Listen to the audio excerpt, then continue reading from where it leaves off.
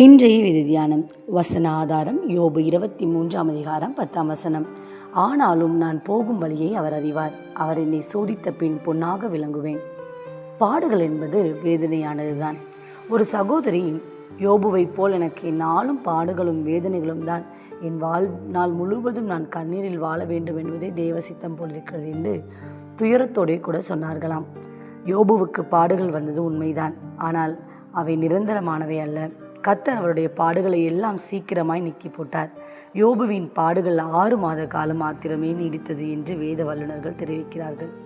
கர்த்தர் அவரை புடமிட்ட போதிலும் அவர் இழந்து போன எல்லாவற்றையும் இரட்டத்தனையாக பெற்றுக்கொண்டார். அதற்கு பிறகு யோபு 140 வருஷம் உயிரோடு இருந்து 4 தலைமுறையாக தன் பிள்ளைகளையும் தன் பிள்ளைகளுடைய பிள்ளைகளையும் கண்டதாக வேதம் சொல்கிறது.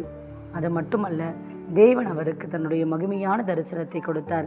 யோபு சொல்கிறார், என் மீட்பர் உயிரோடு இருக்கிறார் என்றும் அவர் கடைசி நாளில் பூமியின் மேல் நிற்பார் என்றும் நான் அறிந்திருக்கிறேன் என்று யோபு 19 அதிகாரம் 25 சொல்வதை நாம் பார்க்க முடியும். வேதத்தில் அவருக்கு நீங்காத இடம் கிடைத்தது. யோபுவின் சரித்திரம் நமக்கு எத்தனை ஆறுதலானதாக இருக்கிறது. பாடுகளின் பாதையில் யோபு கர்த்தர் மேல் முழு விசுவாசம் வைத்து தன்னை திடப்படுத்தி கொண்டார். சோதனை வழியாக ஜெயம் பெற்று வருவேன் என்று அவர் முழு இருதயத்தோடு நம்பினார். நான் போகும் வழியை அவர் அறிவார்.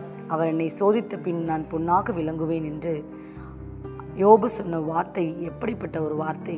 அந்த விசுவாச அறிக்கையை அவர் செய்தார். உங்கள் பாடுகளை மற்றவர்கள் அலட்சியம் செய்கிறார்களா? உங்களுக்கு ஒத்தாசை செய்ய யாரும் இல்லையா? ஐயோ, நான் தனிமையாக இந்த பாடுகளை எவ்வளவு நாள் சகிப்பேன் என்று கண்ணீர் வடிகிறீர்களா? கர்த்தரை நோக்கி பாருங்கள். உங்களை அவர் தன் உள்ளங்கைகளில் வரைந்திருக்கிறார். நீங்கள் எப்பொழுதும் அவருக்கு முன்பாக நிற்கிறீர்கள்.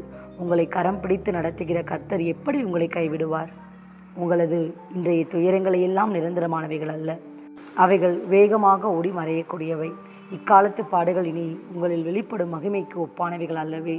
தேவ பிள்ளைகளே, பாடுகளின் நேரத்தில் யோபுவை போல கர்த்தர் மேல் விசுவாசம் வைத்து உங்களை திடப்படுத்திக் கொள்ளுங்கள். கர்த்தர் அந்த நேரத்திலும் உங்களுக்கு ஆறுதலாக இருந்து உங்களை ஆற்றி தேற்றி ஆசீர்வதிப்பார். God bless you. Have a nice day.